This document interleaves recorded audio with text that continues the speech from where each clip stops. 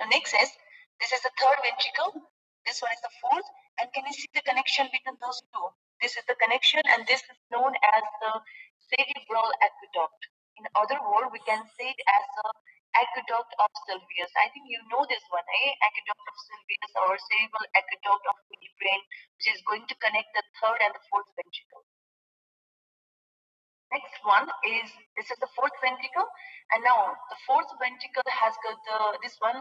From the fourth ventricle, this will continue with the central canal of the spinal cord. This is the one way. So from the fourth ventricle, cerebrospinal fluid will enter into the central canal of the spinal cord. That is one way. Another one is, the cerebrospinal fluid, which is present in the fourth ventricle, will enter into the subarachnoid space. Now, how it is going to enter into the subarachnoid space? For that purpose, we have the three foramen. I'll tell those foramen in detail in the upcoming slide. So, over here, the roof of the fourth ventricle, we have the particular foramen. Through those foramen, the CSF of fourth ventricle will communicate with the subarachnoid space. The next one is, when you trace the central canal of the spinal cord downward, now in the lower part has not been shown over here. The central canal of the spinal cord, in the lower part has got the certain dilatation. That dilatation is known as the terminal ventricle. The next is, we have the ventricular system, and you know the ventricular system is the fluid-filled cavity, and this cavity are lined by one modified epithelial tissue that is known as the ependymal cells, and the ependymal cells are ciliated columnar cells which line the ventricles. That is known as the ependymal cells. Is it clear till now? Hello? Yes, ma'am. Okay, and then I'll proceed to the lateral ventricle. Now, I've already told you the lateral ventricle are 2 in number. Now, can you see this diagram? We can see the left lateral ventricle, right lateral ventricle.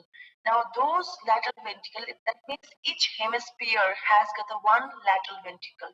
So, the right and the left lateral ventricle will be interconnected with the third ventricle by the interventricular foramen. Now, when you see the lateral ventricle, you can see it is just like the C-shape. Somewhat it is like the C-shape. The lateral ventricle has got the central part. This part is known as the body. This is known as the body, and this body has got the three extensions. One going towards the frontal lobe, that is known as anterior horn. This one going towards the temporal lobe, that is known as the inferior horn, and this one is known as the posterior horn. So the lateral ventricle, what are the parts of lateral ventricle? Body, anterior horn, posterior horn, inferior horn. These are the parts of lateral ventricle.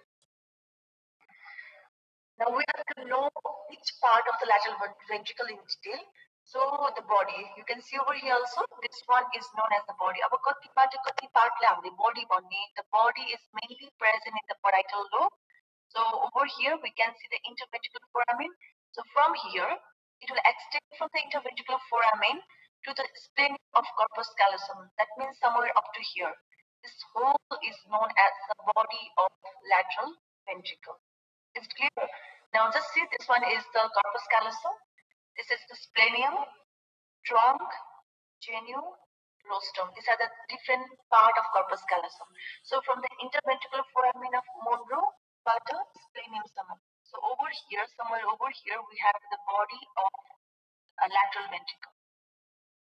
Now next, the relation of the body of lateral ventricle. When you got the body of lateral ventricle, it will just be a triangular in shape. So the triangular in shape, you see, it has got the roof, it has got the floor, and we have the medial wall. Now see over here, just above the roof of the body of lateral ventricle, can you see this part, this one? This is known as the corpus callosum. So the roof is formed by the under surface of corpus callosum. This one is the floor.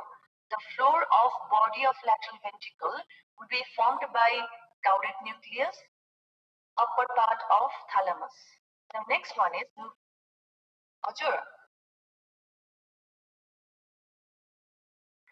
Now next one is the medial wall. Now see, this one is the medial wall.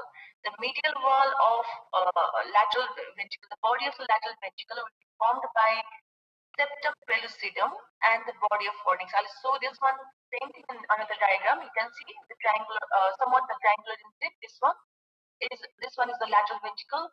Above we have the corpus callosum. Below we have the nucleus, caudate nucleus, and the thalamus.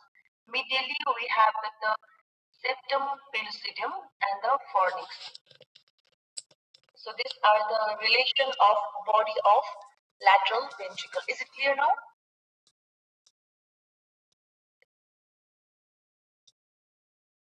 Hello? Yes, ma'am. Okay. The next one is the anterior horn. Now, how many horn are there in the lateral ventricle? So, what are the horn of the lateral ventricle? Can you tell me? Anterior, posterior, and inferior. Okay, anterior, posterior, and the inferior. Now, just see over here. This one is the anterior horn.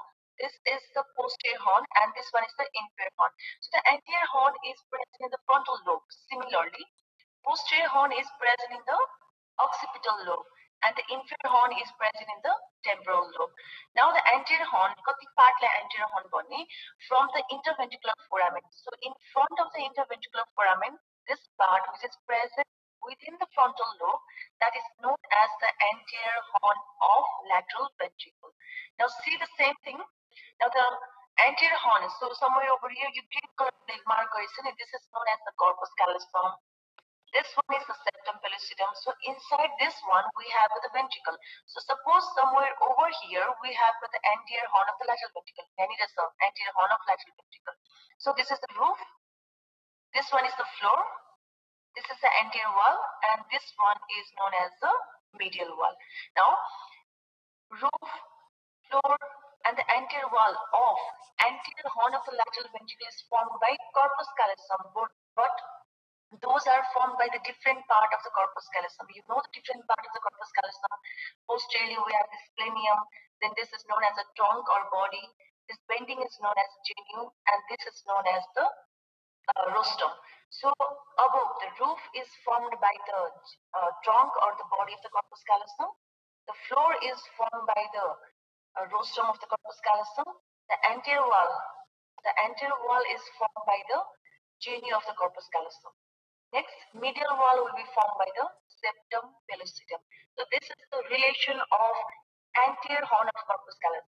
Anterior horn of the lateral ventricle. Anterior horn ko matre ho. Okay, the body ko body. Similarly, this is the relation of the anterior horn of lateral ventricle. Is it clear? When the corpus callosum क्यों नहीं भयो? Body यहाँनिर हुने भयो. The body will be present in the upper part. The genu will be present in the anterior part, and the rostrum will be present in the floor, like this.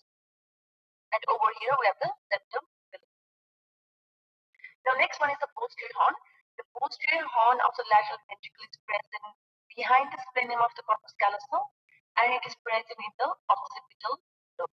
Now this is the diagram which shows the relation of the posterior horn of lateral ventricle. Suppose this one, can you see the dark color one? This is the posterior horn of the lateral ventricle.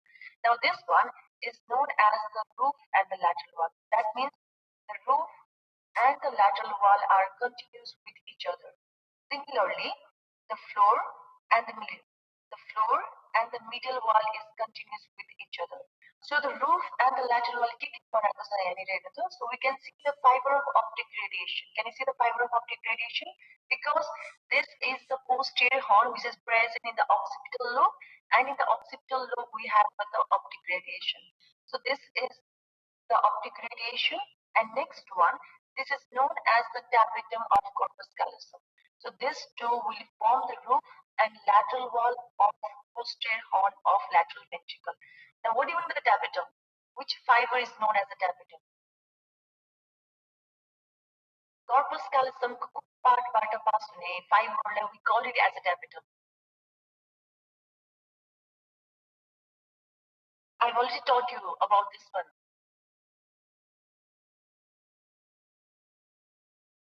Hello?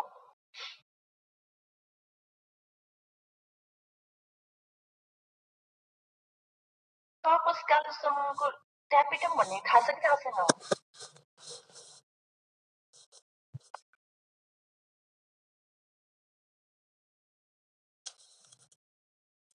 Hello तपाईहरु सुनिराख्नु भएको छ? सुनिरहेछ न? अनि tapetum भनेको के हो त tapetum? थाहा छैन? मिडल पोर्सनबाट पास मिडल पोर्सन मतलब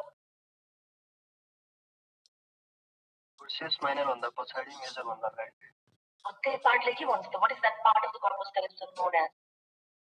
tapetum Body of the trunk भन्नु न. Okay, the fiber that pass through the body or the trunk of the corpus callosum that is known as the tapetum. So this is the tapetum of degradation which will form the roof and the lateral wall. Next one is, can you see the floor and the medial wall is continuous? So you can see the two things. Can you see the bulb of posterior? You take a bulb of posterior. So this is the bulb. This one is the bulb of the posterior horn, which is formed by the forceps major. This is the forceps major, which will form the elevation that is known as the bulb of posterior horn. Next one, you can see the calcar avis. This is known as the calcar avis. This is known as the calcar avis, which is formed by the calcareous sulcus. Oh, this is the calcareous sulcus, which will form the elevation. This is known as the calcar avis. So the calcar avis plus bulb of posterior horn will be related in the floor and the medial wall of the posterior horn of lateral ventricle. Now, can you tell me what are the forceps major? Forceps major one with you. The fiber that passes through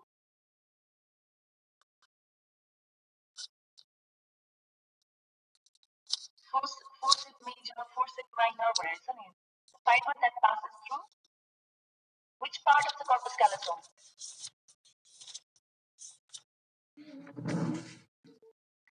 Okay,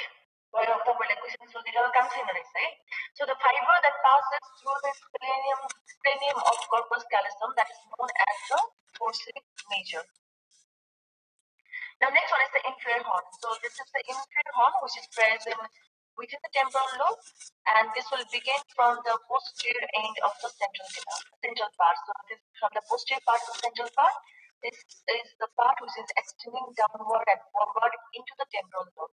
Now over here, this one is the inferior horn. This is the roof, and this one is the floor. So what you have to know is you have to know the relation of the roof and the relation of the floor. So the roof mark, one we have the same thing, the tapetum of the corpus callosum. Next one is cauda nucleus. Next one is the stria terminalis.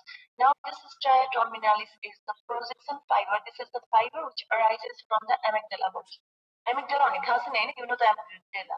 So from the amygdala, the fiber will arise that is known as the stria terminalis. Now next one is on the floor. So on the floor we have the collateral eminence. Can you see? This is the collateral eminence which is produced by the collateral sulcus. So this collateral sulcus will form a bulge. This is known as the collateral eminence. Now next one, this is known as the hippocampus. This is the hippocampus, and this is known as the fimbria.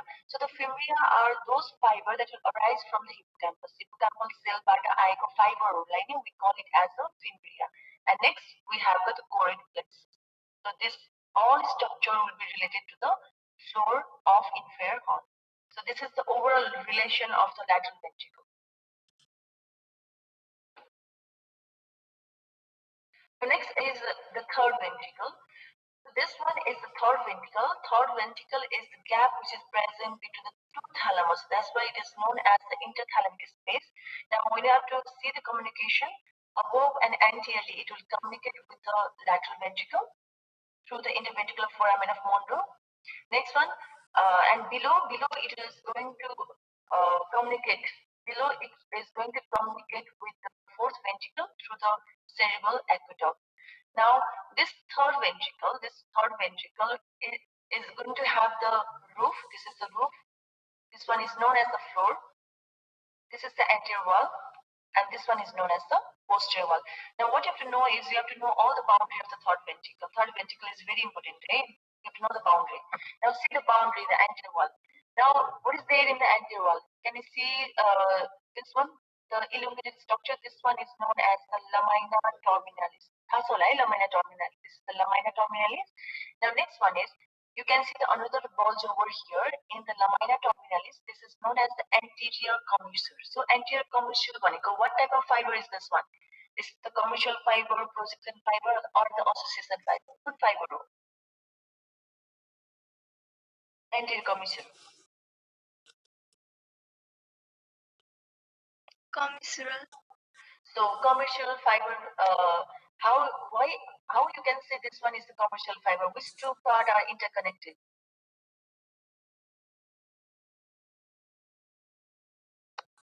The fiber that passes through the anterior commissure will connect the olfactory tract of the both the side, and it will also connect the temporal gyrus of both the hemispheres. So temporal gyrus of both the hemisphere and the olfactory tract of both sides, that is interconnected by the fiber passing through the anterior commissure. Now next one is, see on the posterior wall. The posterior wall is formed by the pineal body. This is the pineal gland. Next one we have the posterior commissure, and next one we have the cerebral aqueduct. This is cerebral aqueduct. So the fiber that passes through the posterior commissure, this one will connect the pretectal nucleus. This will connect the pretectal nucleus. The next one is the floor. So on the floor over here, we have the optic chiasma, infundibulum. Then this is known as the mammillary body. Now behind the mammillary body, can you see the dark spot? You see the dark spot. This one you can see over here, Yaniro. So those dark spots, those are known as the posterior perforated substance. Now, what do you mean by the posterior perforated substance? The posterior perforated substance are mainly formed by the central branch of posterior cerebral artery. That means the posterior cerebral artery will give rise to the branch that is known as a central branch, which will pierce this part and will enter inside the brain and to supply the inner part of the brain. Till I once a posterior perforated substance. So those all structure will form the floor. The next one is, we have with the lateral wall. Now this is the lateral wall. The lateral wall will be formed by medial surface of thalamus, then some part of the hypothalamus. Now you can see the demarcation. You can see some sulcus present between the thalamus and hypothalamus. This is known as the hypothalamic sulcus. Now the last one is the roof. The roof is formed by the fornix. This is known as the fornix, and the tela choroida and the ependyma. Tela choroida I'll tell you later. Tela choroida is the double fold of diameter that is known as the tela choroida. So these are the boundary of the third ventricle. Is it clear now? So do you have any confusion till now?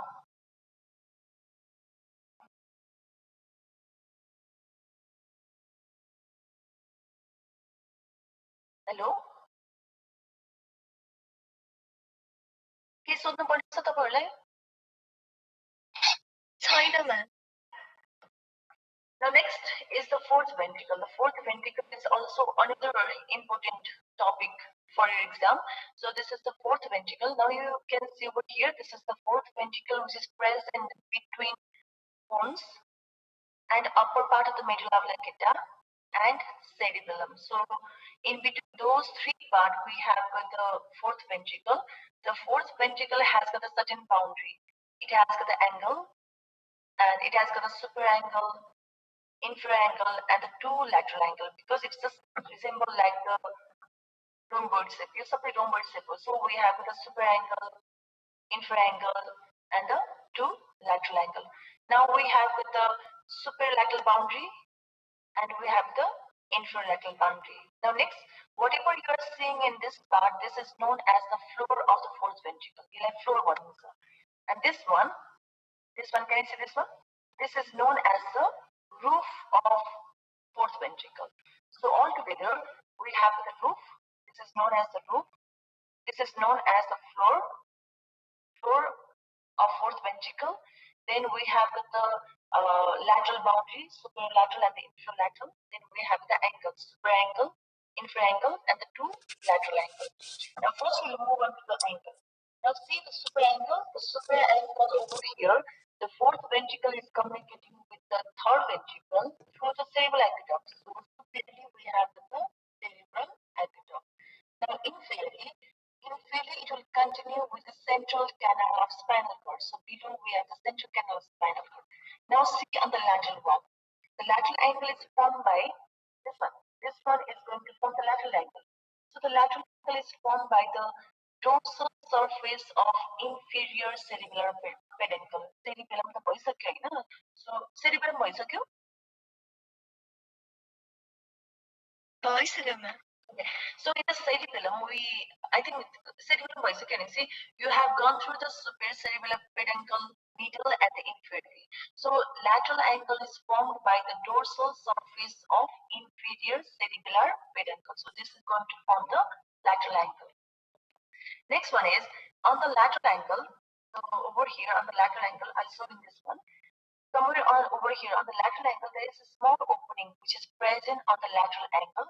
That opening is known as the foramen of Lusca. And through this foramen of Lusca, the CSF which is present in the fourth ventricle will pass into the subarachnoid space. So on a lateral angle, we have that one opening that is known as the foramen of Lusca. So this one is the foramen of Lusca. So if you are not able to remember the foramen of Lusca, you can remember the lateral aperture. Lateral aperture So through the lateral aperture, CSF of the fourth ventricle is going to discharge into the subarachnoid space. That is the Pontine system. The next one is the boundary. Now in the boundary, as this is the rhomboidal fossa, this is the rhomboidal fossa, it has got the superolateral boundary and it has the inferior-lateral boundary. Now in the superolateral boundary is mainly formed by superior cerebellar peduncle. This is going to form the superolateral boundary.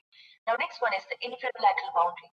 Inferior-lateral boundary will be formed by infracerebellar peduncle, cunate tubercle, and the gracile tubercle. Gracile tubercle, cunate tubercle, and the inferior cerebellar peduncle. This will form the inferior-lateral boundary. Is clear now? The superolateral boundary and the inferior-lateral boundary. Okay. Now the superolateral boundary के लिए बनाउँछ त? The superolateral boundary is formed by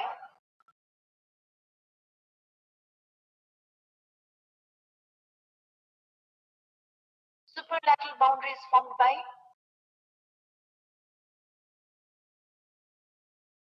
superior cerebellar peduncle and the inferior-lateral will be formed by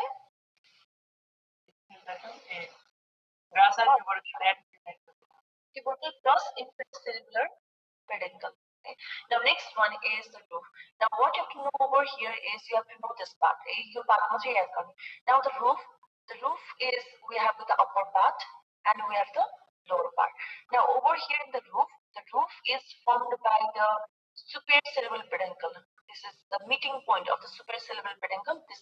This one is shown over here, and of the opposite side, this one.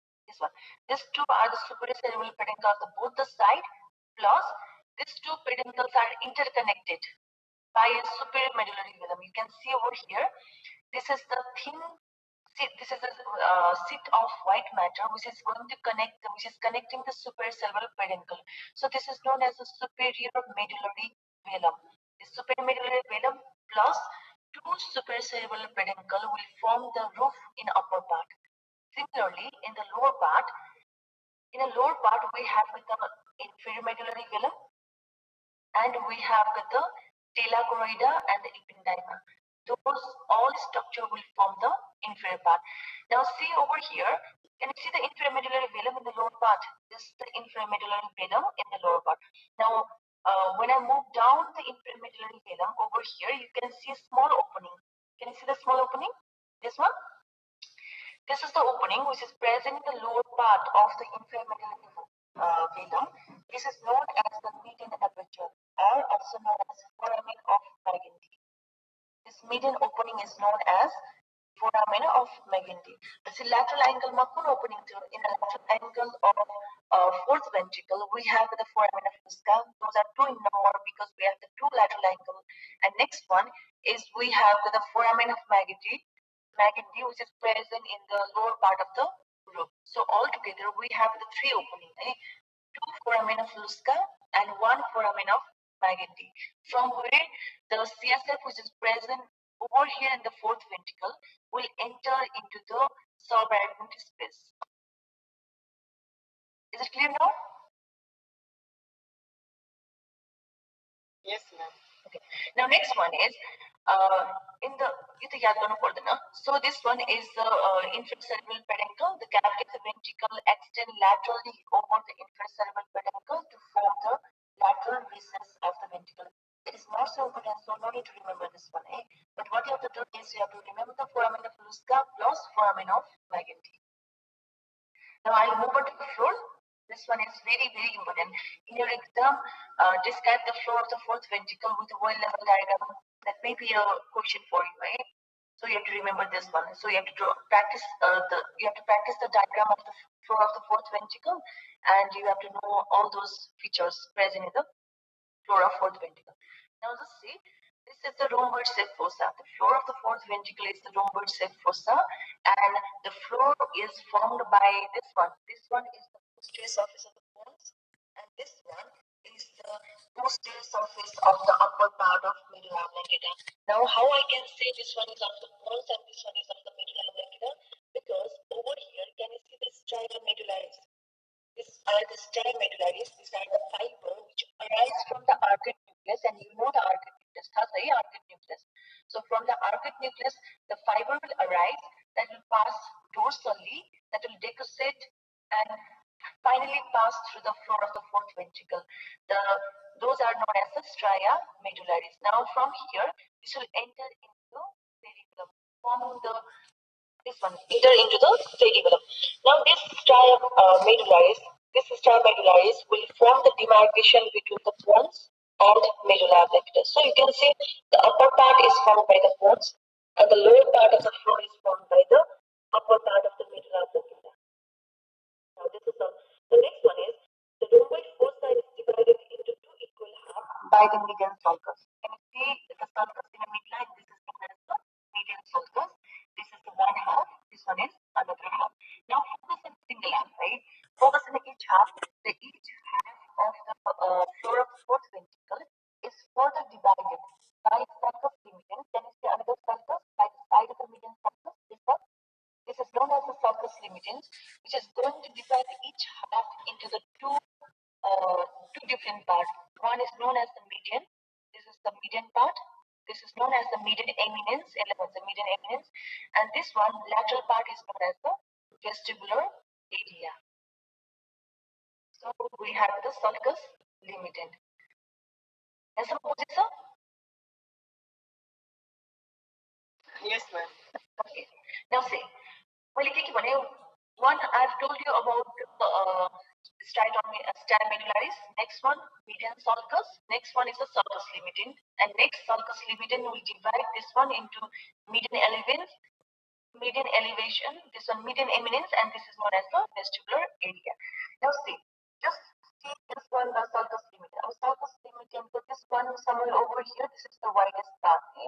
So as the widest part, the sulcus limitant will present a surface depression. This is the depression which is present over there. This is known as the surface depression. This is known as superphobia. The next one is at the level of the superphobia, the median eminence. This median eminence will produce the elevation. Can you see the elevation? This is known as the facial colliculus. Now I think you know how the facial colliculus is formed. The facial colliculus is mainly formed by the fiber of the facial nerve, mainly from the motor root of the facial nerve and the abducens nucleus. That means the abducens nucleus will be wound around by the facial nerve that will form a bulge that is known as the facial colliculus. So at the level of superphobia, we have the facial colliculus in our median eminence. The next, now to keep on tracing the sulcus limitant superiorly. Now, when you trace the sulcus limiting superiorly, it flattens out in the upper part. That one is known as the locus coeruleus. Now, over here, where the sulcus limiting will get flattened, over there is the bluish grey in color. So over here we have the bluish grey in color that is known as the locus coeruleus, and that is mainly formed by the pigmented blob cell due to the presence of the substantia ferruginea in the upper part of the sulcus limiting. We can see the somewhat bluish grey area over there, and that is known as locus coeruleus. The next one, just keep on tracing the sulcus limiting downward. Now, when you trace the sulcus limiting downward, you can see the another depression in the lower part. This is known as the inferior fovea. Now, just opposite the inferior fovea, or at the level of the inferior fovea, on a median eminence over here, the median eminence, we have got the hypoglossal trigone. So this is the hypoglossal trigone at the level of the inferior fovea in median eminence. Now, lateral to this one, we have the vestibular area. This is the vestibular area. The next one is below the hypoglossal trigone over here. Over here, we have the vagal trigone, which is present between the hypoglossal trigone and the vestibular area. Now, beneath the hypoglossal trigone, what is present over there? Hypoglossal trigone ko beneath what is present over there?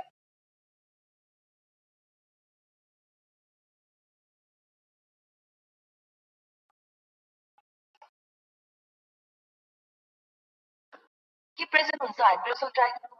So we have the hypoglossal nucleus. Now in the vestibular area we have the vestibular. Now over here in the vagal trigone we have the vagal nucleus, that is the dorsal nucleus of vagal. So all those nucleus are present in this area. The next is this is the vagal trigone, and somewhere over here we have the vomiting area that is known as the area posterior. So the area posterior and the vagal trigone both are separated from each other by the funiculus deferens. Please separate going. So this will be enough for you, right? Now I'll repeat once again. I'll repeat everything once again. Now let's see. This is the floor of the fourth ventricle formed by the bones, posterior surface of the bones and posterior surface of the medulla oblongata that are demarcated from each other by the stria medullaris. This is the fiber arising from the arcuate nucleus. Now you divide the whole rhomboid fossa, that is the floor of the fourth ventricle, into two equal halves by the median sulcus, into the right and the left half. Now each half is further divided by the sulcus limiting into median eminence and the vestibular area. Median eminence and the vestibular area. Now this is the sulcus limiting, which will have the superior fovea, that is the surface depression known as the superior fovea at the widest part. At the level of the superior fovea, the median eminence will have the facial colliculus, which is mainly formed by the facial nerve winding around the abyssal nucleus. The next is when you cross the sulcus limiting in the upper part, it will represent a flattening area where there is the presence of substantia ferruginea. So this is known as locus coeruleus. Now, tracing sulcus limiting downward, we have the under surface depression that is known as inferior fovea. At the level of the inferior fovea, in the median eminence, we have the hypoglossal trigone. Laterally, we have the vestibular area. Below the hypoglossal trigone, we have the vagal trigone, and the vagal trigone and the vomiting area are separated from each other by the funiculus deferens. So these are the points which you have to remember. Is it clear now?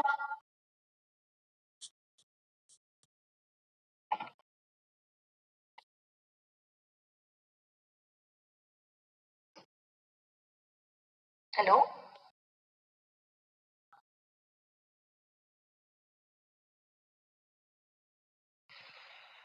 Clear, ma'am. Okay. The next one is the CSF circulation. Have you learned CSF circulation in the physiology part?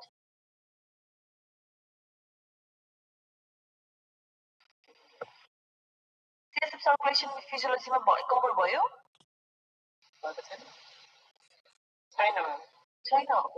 Now the CSF circulation, you'll be reading the same CSF circulation in physiology in detail. Okay, so I'm just going to tell you about something, just a background, right? Already. So about the cerebral spinal fluid. Now you know the cerebral spinal fluid is the clear or odorless and the colorless modified tissue fluid, which are mainly present in the ventricular system and the subarachnoid space. That is known as the CSF. Now, the normal rate is 600 to 700 ml per day. Now, the formation, you have to remember the formation is formed by the choroid plexus of the ventricle. Now, I'll tell you in detail what you mean by the choroid plexus in the next slide. Now, where the CSF is going to absorb, the CSF is going to absorb in blood in a dural venous sinus. You know about the dural venous sinus, right? Dural venous sinus bicycle. So the cerebrospinal fluid will be finally absorbed in the dural venous sinus through the arachnoid villi. Now, these are the composition. You just go through this one: water, mineral, glucose, plasma, protein, keratin, iron. So these are the composition of the CSF. Now, say, so these are the ventricle. This one is the lateral ventricle. And this is the right, and this one is the left lateral ventricle. And you can see the enlarged part of this one. This is known as the choroid plexus. L11 is the choroid plexus. Right? So you can see the blood vessel. You can see the double fold of the pyometer. This is known as the double fold of the pyometer, which is known as a tela choroida. Now this is known as the blood capillary. Now, outside the blood capillary, you can see the ependymal cells. Those are known as the ependymal cells. This whole thing is known as the choroid plexus. Now, this over here, we have the blood capillary. Blood is over here. And over here, we have the CSF. So, this thing will act as a barrier. This thing is act as a barrier. This is known as the blood CSF barrier. Now, how the CSF is formed? The CSF is formed from the blood. So the CSF is formed from the blood, but this has to pass through those barriers and finally come out in the ventricle. So this is the modified tissue fluid, and this fluid is modified by the ependymal cells. The ependymal cells which are present over here, this is going to modify the fluid. Now the choroid plexus. So what do you mean by the choroid plexus? The choroid plexus is the highly vascularized secretory epithelial tissue which will produce the cerebrospinal fluid. So you can see we have the tela choroida. This one is the double fold of the pyometer. We have the vascular fringes that is known as the blood vessels. And next one we have the ependymal cells. So ependymal cells, blood vessels plus double fold of the pyometer. This all is going to form the choroid plexus. L11 is a choroid plexus. Okay. Now you know from over blood from over here, blood capillaries, so something this one, the fluid will get filtered and finally come out as the cerebrospinal fluid. Who's your view? Now this one is also the same thing. So the waste product will enter into the blood vessels or into the blood. Now next one is the iron. Some of the iron will get filtered over here, and that will form the cerebrospinal fluid. Now next is the communication. Our communication with this one is the lateral ventricle. Now the cerebrospinal fluid that is present in the lateral ventricle will enter into the third ventricle through the interventricular foramen of Monro. Now from the third ventricle, it will enter into the fourth ventricle through the cerebral aqueduct. So now from the fourth ventricle, it has got the two way. One, it can enter into the central canal of the spinal cord. So some of the fluid will enter into the central canal of the spinal cord. Some of the fluid will enter into the subarachnoid space through the median aperture and the lateral aperture. So through the foramen of Magendie and the foramen of Lusca, the CSF of fourth ventricle will enter into the subarachnoid space. So this is known as the cerebrospinal fluid circulation. You have to remember this one. And you flow chart together, right? This nozzle is from the lateral ventricle, third ventricle, foramen of Monro, third ventricle, cerebral aqueduct, fourth ventricle, central canal of spinal cord. Next one is foramen of Lusca, foramen of Magendie, subarachnoid space. Finally, from the subarachnoid space, see, can you see the subarachnoid space? Now finally, from the subarachnoid space, it will enter into the dural venous sinus through the arachnoid villi. Can you see the arachnoid villi over here? So from the arachnoid villi, this will enter into the dural venous sinus. That means CSF is finally going to absorb in the blood. ब्लडबाट आएर फेरि ब्लडमै जान्छ.